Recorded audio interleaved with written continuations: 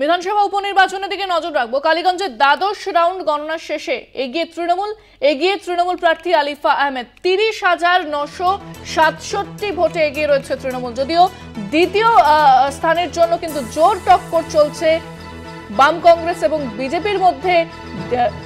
দ্বিতীয় স্থানের জন্য চলছে জোর টক্কর, তবে তৃণমূল প্রার্থী আলিফা আহমেদ অনেকটাই তিনি এগিয়ে গিয়েছেন। 30,967 ভোটে এগিয়ে রয়েছে তৃণমূল।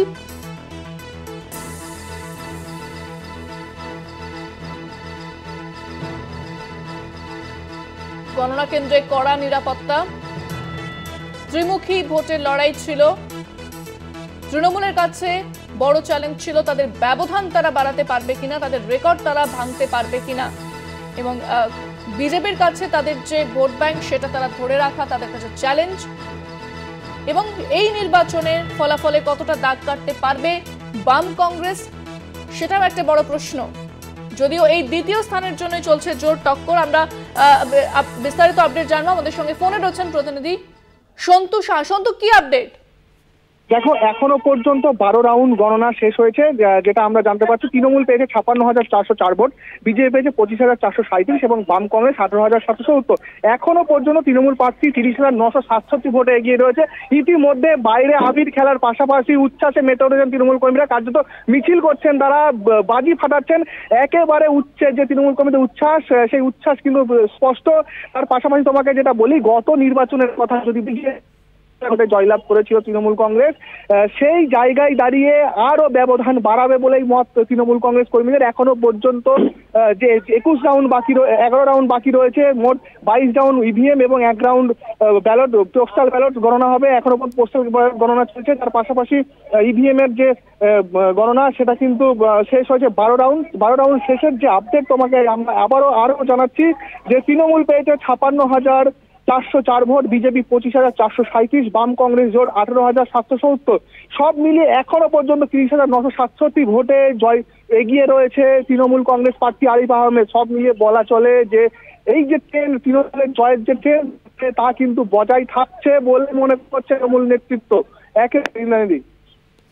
সন্তু, সেক্ষেত্রে দ্বিতীয় স্থানের জন্য কিন্তু চলছে জোর টক্কর, সেই বিষয়টা কি জানতে পারছো?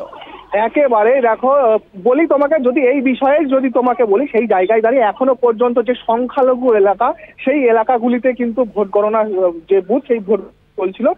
সেই ক্ষেত্রে দাঁড়িয়ে দেখা যাচ্ছিল যে কাবিল উদ্দিন শেখ, বাম কংগ্রেস, তার মধ্যে একটা টক্কর। কখনো আশিস ঘোষ এগিয়ে যাচ্ছেন, কখনো কাবিল উদ্দিন শেখ এগিয়ে। এখন যেটা দেখা যাচ্ছে, কাবিল উদ্দিন শেখ তিনি পিছিয়ে গিয়েছেন, অর্থাৎ তৃতীয় স্থানে চলে গিয়েছেন। বিজেপি প্রার্থী বেশ খানিকটা এগিয়েছে। শেষ পর্যন্ত ধীরে ধীরে যে গণনা, সেটা হিন্দু যে এলাকা, সেই এলাকা অর্থাৎ সংখ্যালঘু এলাকা থেকে হিন্দু এলাকাতে প্রবেশ করলে সেটা বাড়তে পারে বলে মনে করেন। দ্বিতীয় স্থানেই বিজেপি থাকবে বলেই রাজনৈতিক মহলে। সন্তু, দ্বিতীয় স্থানে যে বিজেপি এবং বাম কংগ্রেস প্রার্থীর মধ্যে যে ভোটের ফারাক, সেটা কতটা দেখতে পাচ্ছ? দেখো, এখনো পর্যন্ত যদি বলি, যেটা আমরা বলছিলাম যে 30,967 ভোটে বিজেপির থেকে 30,967 ভোটে এগিয়ে রয়েছে তৃণমূল। তার পাশাপাশি প্রায় 5,000 বেশি ভোটে কিন্তু বাম কংগ্রেসের থেকে বিজেপি এগিয়ে রয়েছে। সব মিলিয়ে বলা যেতে পারে ট্রেন্ড বিজেপি, যেটা আমি প্রথম থেকেই বলে আসছিলাম, তৃণমূল ভার্সেস বিজেপির লড়াই, এবং তৃতীয় স্থানে যেতে পারে কংগ্রেস। একেবারে সেই ট্রেন্ড ধরেই কিন্তু এখনো পর্যন্ত ফলাফল এগোচ্ছে। তবে এখনো বেশ কয়েক রাউন্ড বাকি আছে, অর্থাৎ 12 রাউন্ড বাকি রয়েছে। সেই 12 রাউন্ড শেষে কি হয় সেটাই এখন ধন্যবাদ সন্তু, নজর রাখো।